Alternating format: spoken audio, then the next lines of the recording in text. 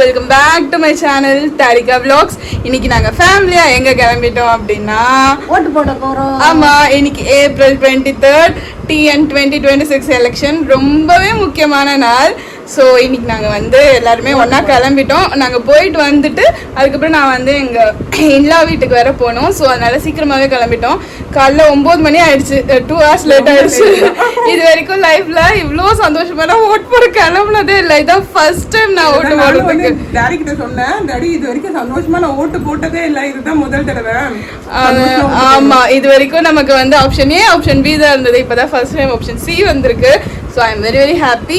பாப்போம் அங்கே ஓட்டு இன்னைக்கு ஃபுல்லுமே அது மட்டும்தான் என்னோட விளாகு. ஓட்டுக்கு போறதுலேருந்து பூத் எல்லாம் தேடி கண்டுபிடிச்சு அப்படி இப்படியும் போய் ஓட்டு போட்டு வந்துடலாம். ஆமா, உள்ள எடுக்க முடியாது, எடுத்தாலும் பிரச்சனை. இப்போ நம்ம ஓட்டு போட கிளம்பலாம். எங்க குடும்ப மாவை மட்டும் நாங்க வீட்டுல விட்டுட்டு கிளம்புறோம்.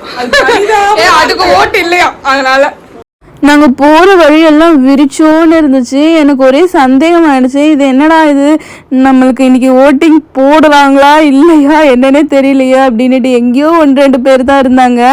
ஏன்னா அந்தளவுக்கு வந்து சுத்தமாக ஆளே இல்லை. ஆக்சுவலி சொல்ல போனோன்னா எனக்கு இது வந்து அந்த லாக்டவுன் டைமில் நான் பார்த்த மாதிரியான ஒரு ஃபீல் எனக்கு வந்துச்சு.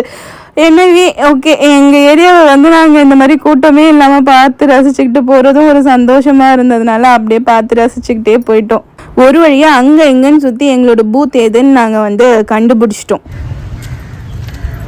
எங்கள் அம்மாவுக்கு எவ்வளோ சொல்லி கொடுத்தாலும் அங்கே போய் வந்து ஸ்லிப்பு வர மிஷின் பார்த்துன்னு இருக்கு. ஓகேவா, ஓட்டு போட்டு நாங்கள் வெளியில் வந்துட்டோம். வீடியோ பாரு. எங்கள் அம்மாவுக்கு நாங்கள் ஓட்டு போட சொல்லி கொடுக்குறதுக்குள்ள 4ஆம் தேதி எங்கள் அம்மாவுக்கு கேட்டு ஓட்டு போடுறது. சரி, போய் கார் எடுத்துகிட்டு வரியா? அக்கா கார் எடுத்துகிட்டு வரதுக்குள்ளே நானும் எங்கள் அம்மாவும் வெட்டியாக தான் நின்றுட்டு இருந்தோம். பின்னாடி பேக்ரவுண்டு சீனரி ரொம்ப அழகாக இருந்துச்சா. ஸோ எங்கள் அம்மாவை வச்சு ஒரு ஃபோட்டோ எடுத்துகிட்டு இருந்தேன். சரி அப்படியே வீடியோவும் கவர் பண்ணுவோமேன்னு தான் வீடியோ எடுத்துகிட்டு இருந்தேன். எங்கள் அம்மா வீட்டில் வந்து வெளியில் வரதே அதிசயமா. இந்த மாதிரி டைமில் எங்கள் அம்மாவை ஃபோட்டோ வீடியோ எடுத்தால் தான் உண்டுன்னு சொல்லிட்டு எங்கள் அம்மாவை ஃபோட்டோவாக எடுத்து தள்ளிட்டேன். இதுதான் வந்து நாங்கள் ஓட்டு போட்ட இடம். ஃபஸ்ட்டு நான் அங்கேயே போகலான்னு சொன்னானே, எங்கள் அக்கா வேறு இடத்துக்கு கூப்பிட்டு போயிட்டு அங்கே இங்கேன்னு வெயிலில் அலைய வச்சுட்டா. நாங்க ஓட் போட்டுட்டு வீட்டுக்கு ரிட்டர்ன் போயிட்டு இருக்கோம். ஓட் போட்டாச்சா? கேர்ள்ஸ் போட்டாச்சு. கேர்ள்ஸ் நாங்க ஓட் போட்டோம். அந்த மொத்த நகத்துல ஊதி விட்டுச்சு ஆயா. என் தங்கச்சிக்கு மொத்தத்திலே ஊதி விட்டாங்க. லூஸ் ஆயா. சரி விடு. எனக்கு எரிஞ்ச மாதிரி இருந்துச்சு. என் தங்கச்சினாவும் எங்க அம்மாக்கெல்லாம் கூலா இருந்துச்சு. சில்லுன்னு தான் இருக்கும் ஆக்சுவலி சொல்லணும். அது எப்பயுமே அந்த ஒரு இரிட்டேஷன் இருக்கும். அதனாலதான் ரொம்ப ஹாப்பியா இருந்துச்சு. வயசானவங்கல இருந்து ஐ மீன் 18 இயர்ஸ் கம்ப்ளீட் பண்ணாங்க. ஏன்னா நான் 18 இயர்ஸ்ல உண்மையா சொல்லணும்னா நான் போடல, கம்ப்ளீட் பண்ணி முடிச்சோம். ஏதோ ஒரு தடவை 2 தடவை அதுவும் செல்லா ஓட்டம் போட்டு வந்துட்டேன் போட தெரியாம. அப்படிலாம் ஒன்றும் பயப்படாதமா. நான் யாருக்கு போட்டேங்கிறத நான் சொல்லல, ஏதோ எனக்கு போட தெரியாம போட்டேங்கிறத நான் சொல்றேன். தெரியல, எனக்கே தெரியல. ஆமா, எங்க அம்மா உள்ள அலோவ் பண்ணல, நீங்களே போட்டுக்கோங்கன்ட்டாங்க. ஆமா, அப்புறம் நான் எங்க அம்மாவுக்கு போயிட்டு இப்படி இப்படி இப்படி இப்படி போடணுமான்னு மட்டும் சொல்லி கொடுத்துட்டு வந்துட்டேன். எங்க அம்மா வந்து அந்த ஸ்லிப்பு வர பொட்டியெல்லாம் நோண்டி பார்த்து பக்கத்துல இருக்குதுமா பட்டனு அப்படின்னு எனக்கு ஒரே இன்சல்ட்டா போச்சு அப்படின்னு சொல்லிட்டு எங்க அக்காக்கு வர அவளுக்கு சவுண்ட் வரலன்னு ஒரு ஃபீலிங். நம்ம பட்டனை பிரஸ் பண்ணிட்டு ஒரு 6 to 7 seconds கழிச்சு தான் அந்த சவுண்டே நமக்கு கேட்கும். அதுதான் அந்த சவுண்ட். உண்மையிலே எனக்கு சவுண்ட் வரல, ஆனா ஸ்லிப் மட்டும் வந்துருச்சு. எட்டி பார்த்தேன், கரெக்டா எந்த பட்டன் பிரஸ் பண்ணுமோ அதோட ஸ்லிப் வந்துருச்சு. ஆனா வந்து பீப் சவுண்டே வரல. நான் ரொம்ப நேரமா வெயிட் பண்றேன், ஏன்டா பீப் பீப்னு வரலையேன்ட்டு. சரி அப்புறம் ஓகே ஸ்லிப் வந்து விழுந்துருச்சு. அதுக்கப்புறம் என்ன அப்படின்னு சொல்லிட்டு நான் விட்டுட்டு வந்துட்டேன். வந்துரும் சவுண்ட். ஆனா எங்க அம்மா வந்து கரெக்டா அடிச்சு ஒரு 10 செகண்ட்ஸ் கழிச்சு வந்துருக்கும்ல. ஆமா ஆமா 10 செகண்ட். நான் பீப் சவுண்ட் வந்த வரைக்குமே வந்து எலெக்ஷன் டியூட்டி போயிருக்கா. சோ அவளுக்கு அந்த மிஷினோட எல்லா செட்டிங்ஸும் வந்து அவளுக்கு தெரியும். அந்த பீப் சவுண்ட் வந்துச்சுன்னா நம்மளோட முடிஞ்சிச்சுன்னு அர்த்தம். உடனே அவங்க ரீசெட் பண்ணுவாங்க. அதுதான், வேற எதுவுமே இல்ல. ஆனா நீ அது வர வரைக்கும் நீ அங்கேயே நின்னுட்டு இருந்திருக்கணும். ஆமா, நின்னுட்டு தான் இருந்தேன். அதையுமே வரல. நான் சொல்லிட்டேன்னு வந்தேன், சவுண்டே வரல எனக்கு. அப்பனா தெரியல எனக்கு. ஸ்லிப் வந்துருச்சு. ஓகே, அவ்வளவுதான். அதனால ஒரு மனசு தேத்திட்டு நான் வெளில வந்துட்டேன். பாருங்க, நாங்க வந்து வெளியில விட்டுட்டு போயிட்டோம். என் குழந்தை இங்கேயே உட்காந்து ஜன்னல் வழியா பாத்துட்டு கிடக்கு. எவ்வளவு கஷ்டமாயிட்டு இருக்கு. டோர் ஓபன் பண்ணிட்டேன்.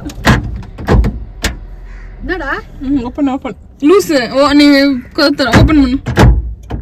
பண்றீங்கன்னு எனக்கு தெரியல. என் தங்கச்சி என்னைய மாபெரும் இங்கேதான் நின்னுகிட்டு பாத்துட்டு இருக்கும் போல. சோகத்தின் மறு உருவமா இருக்குப்பா. பை பண்ணே, ஓடியா ஓடியா, அந்த பக்கம் ஓடியா, பை பண்ணே.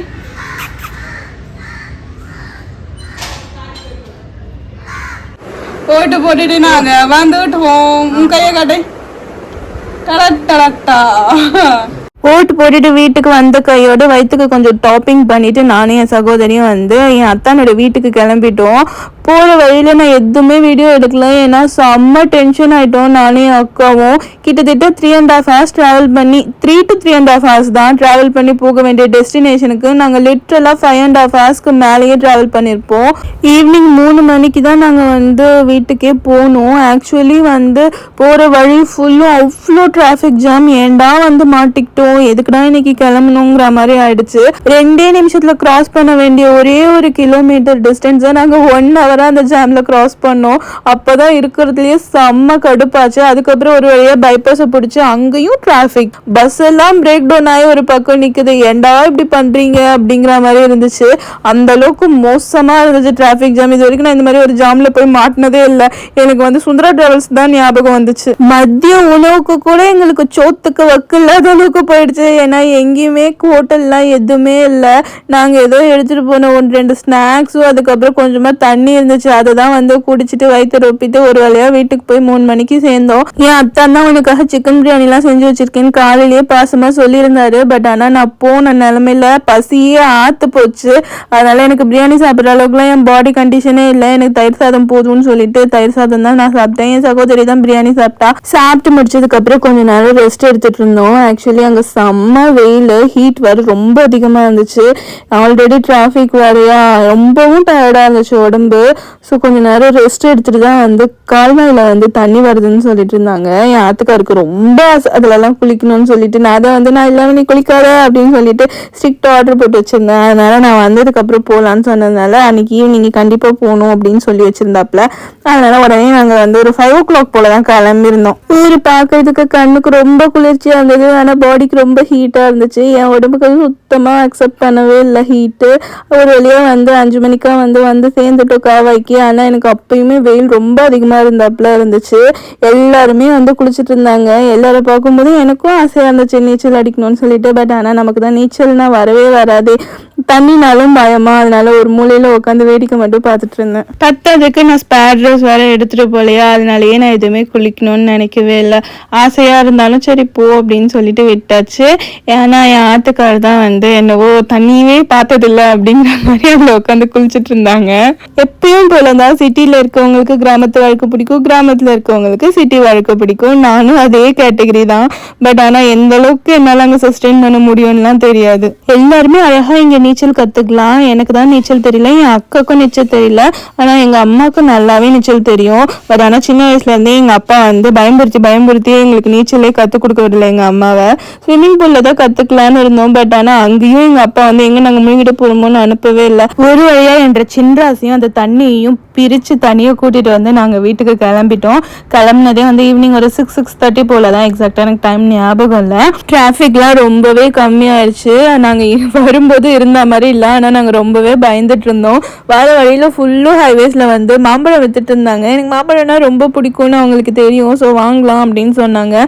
வாங்கிட்டு வீட்டுக்கு எடுத்துட்டு வந்து சாப்பிட்டதுக்கு அப்புறம் தான் தெரியுது அது ரொம்பவே புளிப்பு. அந்த நரி சொல்லும்ல அந்த மாதிரி தான் எனக்கு இருந்துச்சு. சீச்சி இந்த பழம் புளிப்பு அப்படிங்கிற மாதிரி.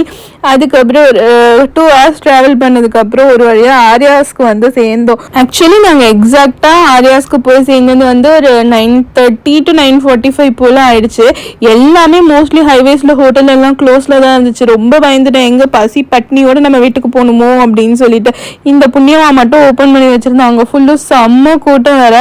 எல்லாருமே வந்து பூரி பரோட்டா அப்படின்னு சொல்லிட்டு ஆர்டர் பண்ணாங்க. நான் பசியில இருக்கும்போது அதை வாங்கலாம் இதை வாங்கலாம்னு பல டிஷ் ஐட்டம் சொல்லுவேன். பட் ஆனால் வந்து என்னால் கொஞ்சம் தான் சாப்பிட முடியும். அதுக்கப்புறம் மிச்சம் மீதி வைக்கிறத வந்து என் புருஷனுக்கு தான் தள்ளி விட்டுருவேன்னு அவங்களுக்கே நல்லா தெரியும். எல்லாமே சூப்பராக இருந்துச்சு. பிரியாணி தான் ரொம்ப சுமாராக இருந்துச்சு. கடைசியில் அதுதான் என் தலையில வந்து விடிஞ்சிச்சு.